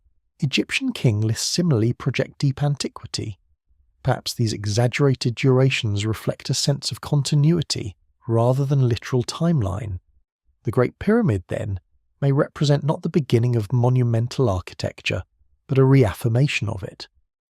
Yet reaffirmation implies preservation of method. How was surveying knowledge preserved? How were mathematical ratios transmitted? Oral instruction, temple schools, apprenticeship within craft guilds? The scarcity of direct instructional texts does not mean they never existed. Papyrus degrades quickly unless preserved in extreme dryness. Many archives may have perished, and even if no detailed manual survived, embodied practice can transmit complex knowledge reliably within stable societies. Still, the arc remains intriguing. After the Old Kingdom, pyramid construction continued but gradually declined in scale and precision. Later, Egyptian architecture shifted toward temples rather than massive stone pyramids. Did knowledge fade, or did priorities change? Civilizations evolve. They do not remain frozen at peak achievement. The pyramids at Giza appear as a crest, a moment when accumulated techniques, cosmological belief, political power, and environmental stability converged. Perhaps the builders did not view themselves as inventors, but as participants in an ongoing lineage. If that lineage extended deeper into prehistory than surviving evidence reveals, we may never fully reconstruct it. The Nile continues to flow. Beneath its sediment lie layers unexcavated. Stone monuments survive. Wooden scaffolds vanish. Knowledge may have moved quietly across centuries, carried not by written proclamation, but by practiced hands. The pyramid stands as culmination. But culmination of what exactly? A dynasty's ambition? A continent's exchange of ideas? Or a thread of human ingenuity stretching further back than our timelines comfortably allow? If the Great Pyramid represents a crest of accumulated knowledge, then what follows a crest is rarely permanence. The Old Kingdom did not endure unchanged. Around 2200 BCE, Egypt entered what historians call the First Intermediate Period. Central authority weakened. Regional governors asserted independence. Inscriptions from that era describe famine, social unrest, a Nile that did not rise as expected. Climate records drawn from lake sediments and Nile flood levels suggest prolonged drought may have destabilized agricultural production. Stability faltered. Monumental buildings slowed. Pyramid construction continued in smaller forms, but the scale and precision of Giza were not replicated with equal intensity. Something had shifted, whether economic, political, environmental, or psychological. When modern observers speak of a reset, they often imagine sudden catastrophe, an impact event, a cataclysmic flood, an abrupt collapse. Yet historical resets are often quieter. They occur through administrative fragmentation, through dwindling surplus, through erosion of centralized will. The Great Pyramid thus sits not only at a technical apex, but at the edge of transition. The Younger Dryas event discussed earlier lies thousands of years before dynastic Egypt. Yet the concept of climatic disruption resonates across epochs. Human societies remain vulnerable to environmental variability. A sequence of low Nile floods would have strained even a robust state apparatus. If pyramid construction depended on surplus labour mobilised during predictable inundations, irregular flooding could disrupt the system. In this light, the pyramid appears as an artefact of equilibrium, built during a window when climate, governance and belief aligned. Some researchers studying ancient climate cycles suggest that societies often flourish during periods of relative environmental stability and fragment during volatility. Archaeological layers reveal patterns of expansion and contraction. But collapse does not mean disappearance. Knowledge can fragment, migrate, transform. During the first intermediate period, provincial art styles emerged. Local rulers inscribed their own tombs. Cultural expression diversified. When the Middle Kingdom later reunified Egypt, it did not replicate the Great Pyramid scale, but it achieved other forms of sophistication. Reset does not equal regression. It signals reorientation. Still, the sense of something lost lingers. If the Great Pyramid required a highly coordinated administrative network, then any disruption to that network would jeopardize large-scale projects. Skilled artisans might disperse, institutional memory might thin, yet evidence of technical knowledge persisted. Later Egyptians constructed massive temples at Karnak and Luxor. They erected obelisks carved from single granite blocks weighing hundreds of tons. Engineering did not vanish. What changed, perhaps, was intention. Pyramids are conspicuous. They dominate landscape. They assert vertical permanence. Temples, though monumental, function differently, as centres of ritual activity rather than singular tomb monuments. The shift in architectural emphasis may reflect evolving religious and political priorities. Still, the Great Pyramid retains a singular aura. Alternative narratives sometimes suggest that it predates dynastic Egypt entirely, built by a civilization erased by catastrophic reset. Such claims lack supporting archaeological strata. The cultural continuity between the Step Pyramid, the Bent Pyramid, and the Great Pyramid is evident in material record. Yet the psychological appeal of lost civilization theories persists, perhaps because resets resonate with contemporary anxieties. Climate change, resource depletion, geopolitical instability. Modern observers project fears backward onto ancient monuments. The idea that knowledge can be lost feels plausible. History records instances where libraries burned, scripts became undecipherable, technologies faded. After the fall of Rome, certain engineering practices declined in Western Europe for centuries. Knowledge is not guaranteed continuity. But we must distinguish between partial regression and complete erasure. Egyptian hieroglyphs remained in use for over 3 millennia. Architectural traditions evolved but did not vanish abruptly. Still, the Great Pyramid's unmatched precision invites speculation that something unique existed during that era. Was it merely concentrated labour and centralised authority? Or was there a moment when collective belief reached extraordinary intensity? Perhaps reset is not only environmental or political. It may also be cognitive. Belief systems evolve. When theological emphasis shifts, architectural expression follows. If the afterlife ideology transformed over time, pyramid building might lose central importance. The Great Pyramid then may represent not a lost technology but a lost worldview. If the pharaoh was once perceived as a divine axis connecting Earth and cosmos, constructing an eternal stone axis made sense. As religious structures diversified, emphasis on singular tomb monuments may have diminished. Reset does not require disaster. It can emerge from changing priorities, yet climate likely played a role. Evidence from the Nile's flood record suggests that variability increased around the end of the Old Kingdom. Even modest reductions in flood height could reduce agricultural yield significantly. Without surplus grain, feeding thousands of labourers becomes untenable. The pyramid's completion thus required not only engineering but environmental generosity.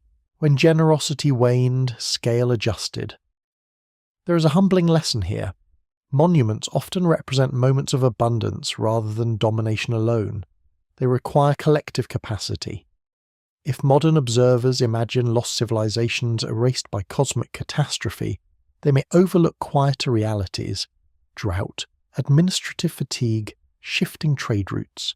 And yet, the emotional undertone persists. If the Great Pyramid stands at a threshold between flourishing and fragmentation, then it embodies both confidence and vulnerability. Reset may not erase stone, but it can erase understanding. Later generations revered Giza without fully replicating its methods. Knowledge became heritage rather than practice. If resets recur cyclically, perhaps each civilization reaches a moment when it builds something it cannot quite explain to its descendants. The Great Pyramid might be such a moment. It does not prove that a prior advanced civilization vanished in a single cataclysm. But it does demonstrate that human achievement can crest and soften, and in that softening something intangible slips. Was the pyramid built in anticipation of reset, a monument designed to outlast uncertainty? Or was it an expression of supreme stability, unaware of impending fragmentation? Stone does not reveal intention easily. The desert remains patient. Climate continues to fluctuate. Empires rise and contract. Reset is rarely dramatic in real time. It is recognized only in hindsight. If knowledge once aligned as precisely as the pyramid's base, what would it take for such alignment to occur again? If resets alter not only societies but the stories societies tell about themselves, then the pyramid's meaning may have shifted more than once. By the time Greek travellers reached Egypt, the Great Pyramid was already ancient beyond memory. Herodotus recorded accounts given by Egyptian priests, describing immense labour forces and elaborate ramp systems, yet he wrote 2,000 years after Khufu's reign. What he heard was filtered through centuries of retelling. Later, during the Roman era, Giza became a landscape of wonder. The pyramids were admired as marvels of a bygone age. Speculation flourished even then. Some imagined them as granaries of Joseph from biblical tradition. Others saw them as repositories of hidden wisdom. Interpretation is rarely static. When Napoleon's expedition reached Egypt in 1798, scholars accompanied soldiers. The Description de l'Egypte catalogued monuments meticulously, blending scientific curiosity with imperial ambition. Egyptology emerged formally in the 19th century, fueled by decipherment of hieroglyphs after the discovery of the Rosetta Stone. Decipherment restored voices that had been silent for centuries, yet interpretation remained shaped by cultural context. European scholars approached Egypt through lenses influenced by biblical chronology and Enlightenment rationalism. The pyramids were framed as products of centralized despotism or primitive engineering triumph. Colonial narratives often minimized indigenous sophistication, while simultaneously romanticizing antiquity. The Great Pyramid became a symbol appropriated into Western imagination, a monument of mystery detached from living Egyptian heritage. As academic Egyptology matured, rigorous archaeological methods replaced speculative fantasy. Excavations revealed worker villages, quarry sites, administrative papyri. The narrative stabilized around 4th dynasty construction under Khufu. Yet even stabilized narratives are shaped by institutional frameworks. Textbooks condense complexity into clarity. Nuance becomes footnote. Public imagination, meanwhile, gravitates toward mystery. The idea that history might have been rewritten by powerful institutions is common in alternative discourse. Claims sometimes suggest that academic consensus suppresses anomalous findings to preserve established chronology. Such accusations often lack substantive evidence and underestimate the diversity of scholarly debate. Still, it is true that dominant interpretations can overshadow minority perspectives. Science advances through contestation. Schock's erosion hypothesis, Beauval's Orion theory, Houdin's internal ramp proposal, all were debated within academic circles. Some gained limited acceptance, others faced strong rebuttal. Debate itself indicates openness, not suppression. Yet outside academic institutions, sensational claims proliferate more rapidly than cautious research. Television documentaries amplify speculative narratives. The pyramid becomes a canvas for extraterrestrial theories, lost supercivilizations, forbidden knowledge. The allure of conspiracy lies in its simplicity. If something feels unresolved, perhaps it is because truth is concealed. But concealment requires motive and mechanism. While institutions can perpetuate bias, large-scale coordinated suppression across global scholarship would be difficult to sustain without leaks or dissent. Archaeology involves multinational collaboration, peer review, and diverse perspectives. Still, interpretation is influenced by worldview. 19th century scholars often assumed linear progress from primitive to advanced societies. Discoveries like Göbekli Tepe challenged that assumption. Climate research reshaped understanding of collapse. Chronology evolves as new data emerges. Thus, history is not fixed, it is refined. The Great Pyramid's narrative has shifted gradually, from slave-built monument to organized labor achievement, from mystical relic to engineering masterpiece, from imperial curiosity to global heritage. Yet something resists closure.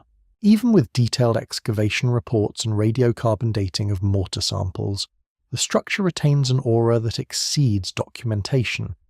Perhaps because history does not only inform, it also shapes identity. For modern Egypt, the pyramids are national symbols. For global culture, they are icons of ancient genius. Interpretations carry emotional weight.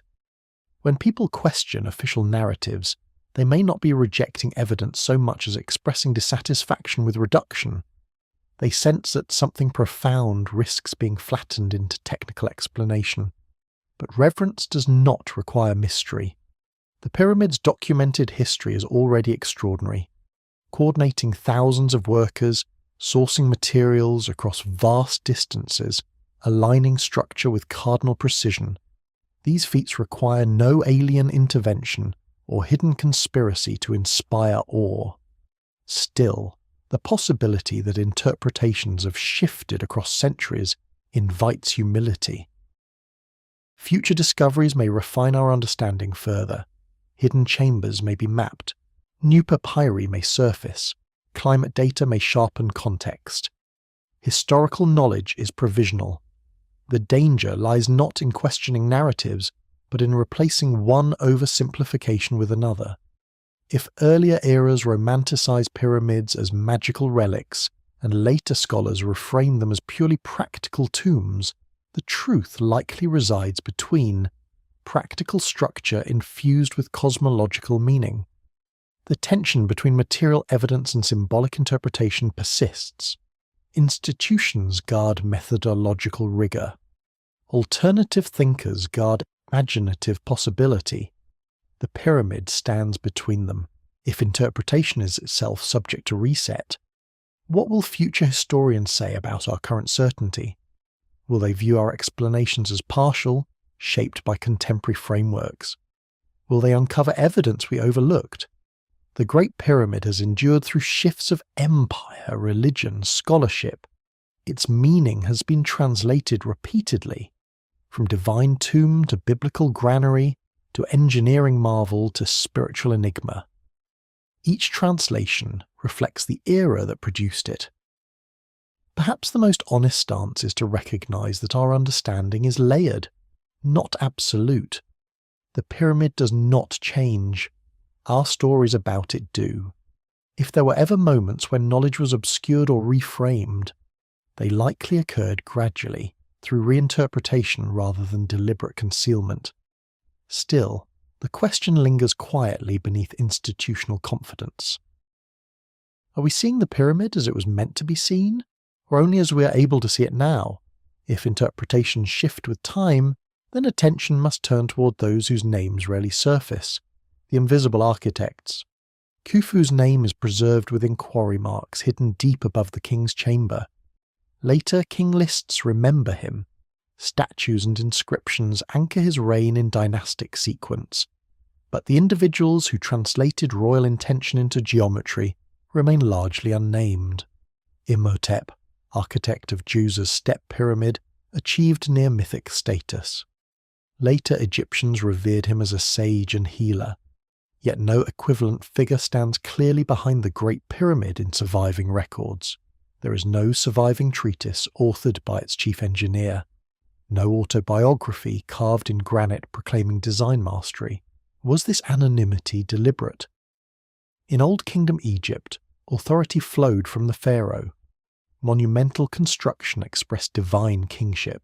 To elevate the architect above the king would disrupt ideological hierarchy. Knowledge may have resided within priestly or administrative circles whose loyalty required discretion rather than fame. The title, Overseer of all royal works, appears in inscriptions from various periods. Officials bearing this designation managed large-scale projects. Some may have coordinated Giza's construction.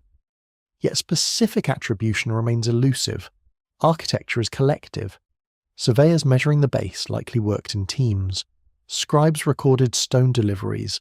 Quarry masters supervised extraction. Craftsmen refined casing blocks. Labourers hauled sledges. Behind every visible stone lies a network of coordinated expertise. Perhaps invisibility was not erasure but structure. In a society centred upon divine kingship, collective achievement reinforced centralised authority. And yet human minds designed structural solutions within those constraints. The corbelled Grand Gallery reflects intentional load distribution. The granite relieving chambers above the king's chamber suggest awareness of compressive stress. Such solutions imply conceptual understanding beyond rote repetition. Did this understanding arise purely through trial and error, or did it reflect accumulated theoretical insight passed within restricted circles? Temple complexes in ancient Egypt were centres of learning. Priests maintained astronomical observations, calendrical calculations, ritual knowledge. Education for scribes involved years of training. Literacy itself was specialised.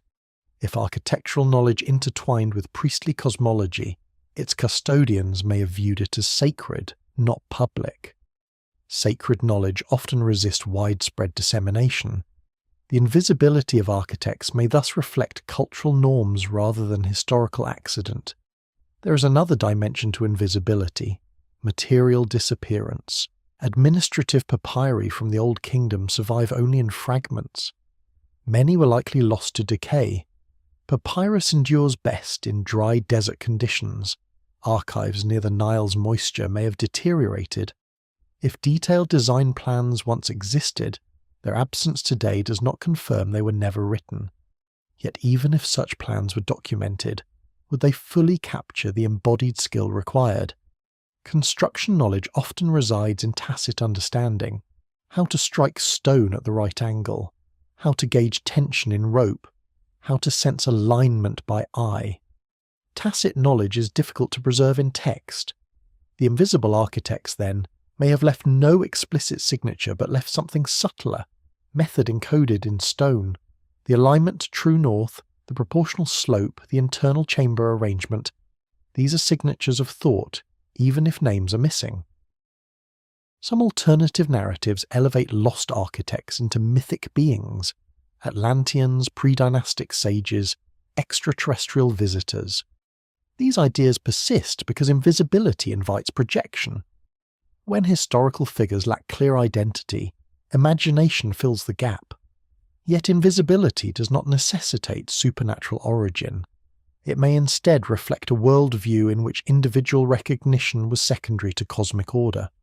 The pyramid's perfection emphasizes symmetry, balance, alignment.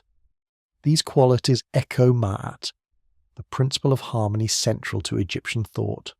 If architects saw themselves as instruments of Ma'at rather than independent geniuses, anonymity aligns with philosophy. Still, there is poignancy in imagining the final surveyor checking the last casing stone, satisfied that alignment held true. That individual satisfaction dissolved into time without inscription. The invisible architects shaped an edifice that outlasted their memory. Is this loss tragic? Or is it consistent with the pyramid's purpose, to transcend individuality? Modern culture celebrates named innovators. Ancient Egypt prioritized continuity of divine kingship. The invisibility also shields the architects from reduction. Without detailed biography, their skill remains universal rather than personal. Perhaps this universality enhances the monument's impact. The Great Pyramid does not feel like one person's creation. It feels like a civilization's gesture. Yet civilizations consist of individuals. Behind geometry lie decisions. Behind decisions lie minds. The absence of explicit authorship invites humility. We confront the result without full access to its creator's intentions. In some sense, this mirrors our own era. Massive infrastructure projects today involve countless unnamed engineers and labourers. Future observers may admire structures without recalling individual contributors. Anonymity does not diminish achievement. It reframes it. If the pyramid was designed by a cadre of skilled architects whose names have faded, perhaps the greater mystery is not who they were, but how such coordinated intelligence emerged within that historical moment. Education systems must have existed to train surveyors and scribes. Apprenticeship networks must have sustained craft continuity. Leadership must have fostered collaboration rather than fragmentation.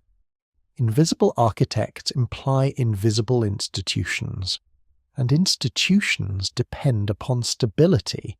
If political or climatic disruption fractured those institutions, knowledge could dissipate gradually. The Great Pyramid, then, may represent the apex of institutional cohesion as much as technical expertise. The architects remain unnamed, but their geometry endures. Their invisibility amplifies the monument's scale. Stone bears no signature, yet every angle speaks of intention. The question persists gently in the background. Were the architects merely skilled servants of a king, or custodians of a tradition deeper than dynastic memory? If the architects remain unnamed, then perhaps the monument itself becomes their voice. There is something almost unsettling about the simplicity of the Great Pyramid's exterior.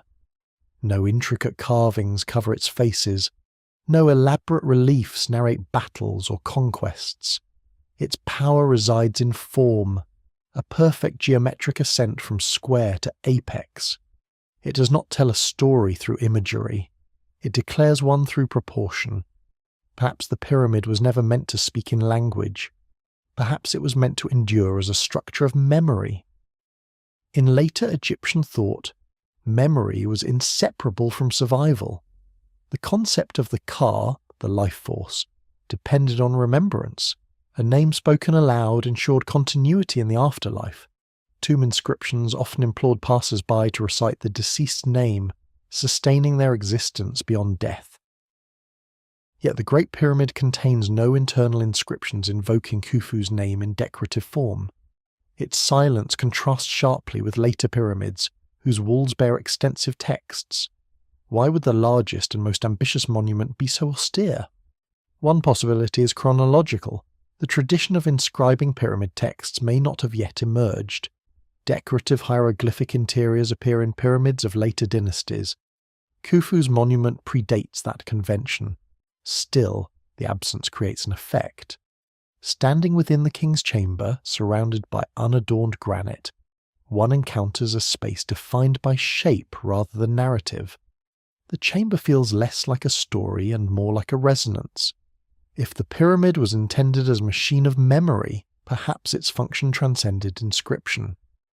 Geometry can function as a mnemonic device. A square base aligned to cardinal directions anchors orientation. 4 triangular faces converge toward a singular point. The apex, now missing, once unified the structure. The pyramid compresses multiplicity into unity. It resembles a physical metaphor. Ancient Egyptian cosmology described creation emerging from primordial waters into ordered form. The Benben stone symbolized that first emergence. The pyramid magnifies that symbol into landscape scale, memory of creation embedded in stone. But memory of what precisely? Perhaps not only cosmological beginnings, but also civilizational capacity. When later generations restored the pyramid or carved around it, they engaged with inherited memory. The monument reminded them of what ancestors had achieved. In this sense, the pyramid becomes a cultural anchor. It stabilizes identity across centuries. There's another layer to consider: orientation toward eternity. The circumpolar stars never setting below the horizon symbolized imperishability. The pyramid's alignment to true north connects it to that region of sky. Even as constellations drift slowly through procession, the structure maintains its cardinal fidelity. Stone fixes intention against celestial motion. If the pyramid encodes a moment in time, a specific configuration of stars, it also defies time by persisting beyond that configuration. Memory in stone is paradoxical. It preserves while it erodes. Casing stones stripped away alter its appearance. Earthquakes shift blocks slightly. Sand accumulates and recedes. The monument changes subtly, yet remains recognizable. Perhaps that is the nature of memory itself, stable in outline, mutable in detail. Some modern thinkers propose that the pyramid's proportions encode mathematical constants intentionally, preserving knowledge for distant future civilizations. This idea appeals to a desire for intergenerational communication, yet evidence for deliberate encoding of advanced constants remains inconclusive. More plausibly, the pyramid preserves what its builders understood most deeply: alignment, balance, hierarchy. It preserves the worldview of the Old Kingdom, and worldviews can be forgotten. When Greek philosophers speculated about pyramids, they projected their own frameworks. When medieval chroniclers interpreted them through biblical narratives, they reframed them again. When 19th century engineers measured them, they emphasized precision. Each era extracts different meaning. The pyramid itself does not resist reinterpretation.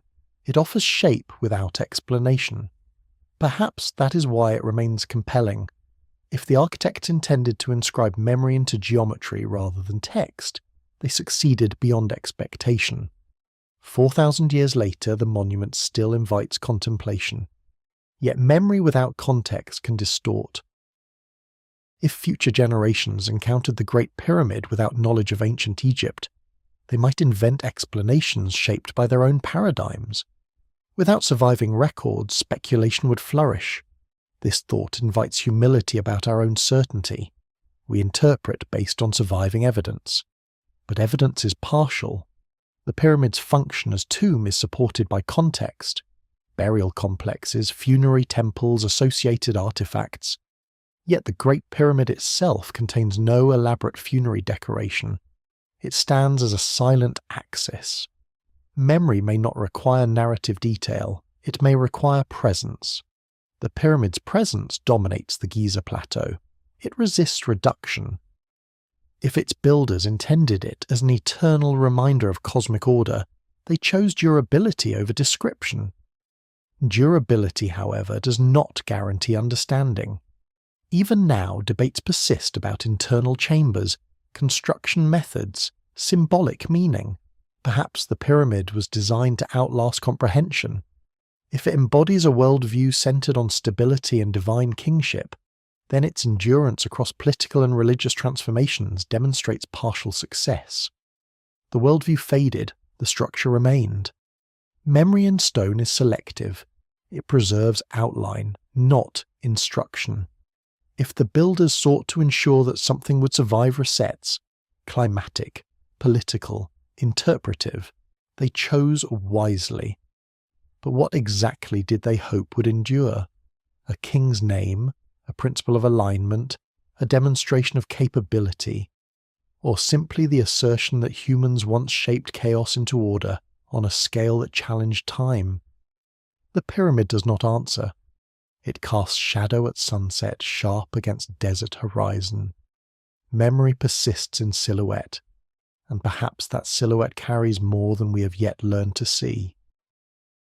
If memory survives in silhouette, then perhaps the final question is not who built the Great Pyramid, but why we continue to ask.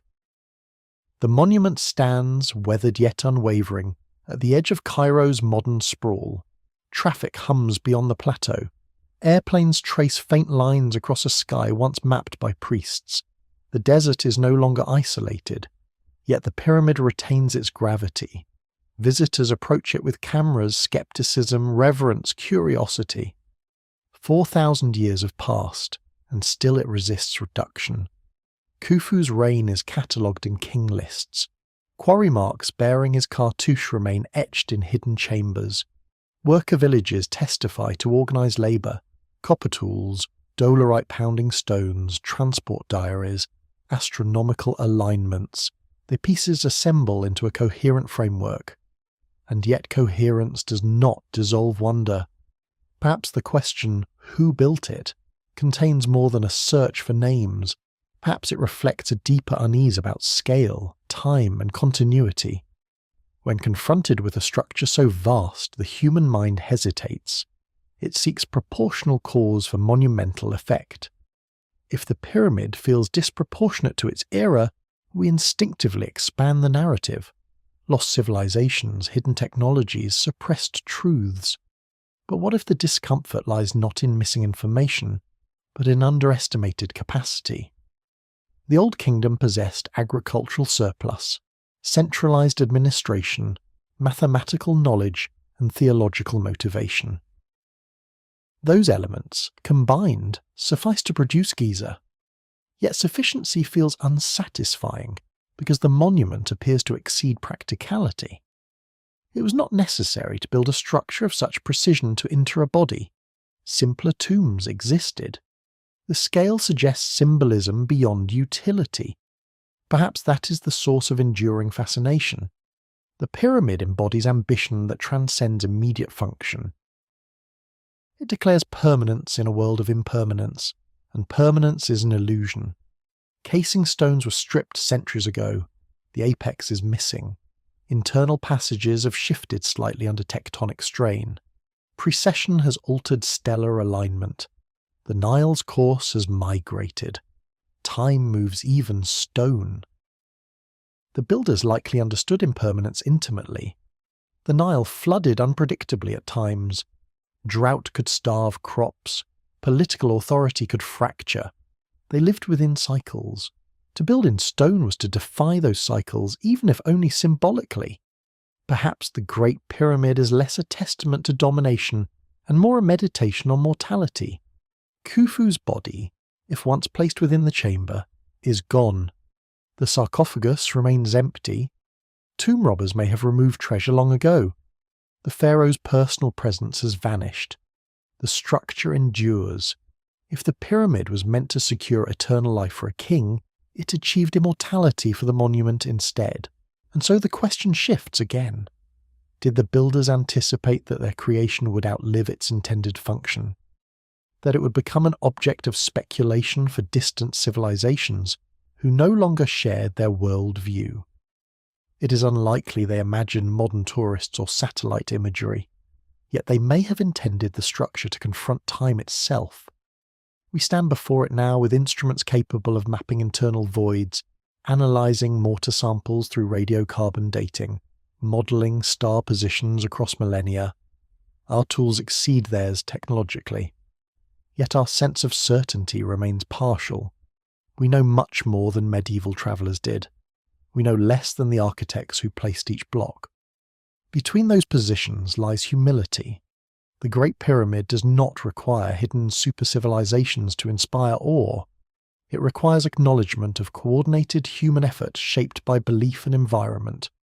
But neither does it demand reduction to mere logistics. It is possible for a structure to be both technically explicable and symbolically profound. The question, who built it, may ultimately reveal more about the present than the past. We ask because we measure ourselves against it. Can our own era produce something that will endure 4 millennia? Our skyscrapers rely on steel and glass vulnerable to corrosion. Our digital archives depend on electricity. Our monuments are often ephemeral. The pyramid was built with stone, gravity, and geometry, elements that do not require maintenance beyond their own mass. Perhaps the real mystery is not lost technology, but lost patience. To align millions of blocks without modern machinery required generations of sustained focus. To coordinate labour at such scale required shared narrative strong enough to motivate collective action. Do we possess such narrative now? The Great Pyramid invites comparison not only across time but across values. It stands as a measure of intention. If ancient Egyptians built it to anchor cosmic order, they did so with tools available and worldview coherent within their context. We interpret it through ours, scientific, skeptical, curious, sometimes restless. The structure absorbs interpretation without responding. And perhaps that silence is its final lesson. Not every question resolves into revelation. Some endure as invitations. The Great Pyramid remains where desert meets sky, its shadow lengthening at dusk, its edges softened by centuries of wind. Who built it? Men whose names we largely do not know, under a king whose cartouche survives, within a society shaped by river, star, and stone, but also built by belief, by stability, by a fleeting alignment of climate, authority, and vision, and perhaps by something less tangible, a refusal to let memory dissolve completely. The pyramid stands, not answering, not denying, simply existing, as if reminding us that certainty, like sand, shifts beneath every era.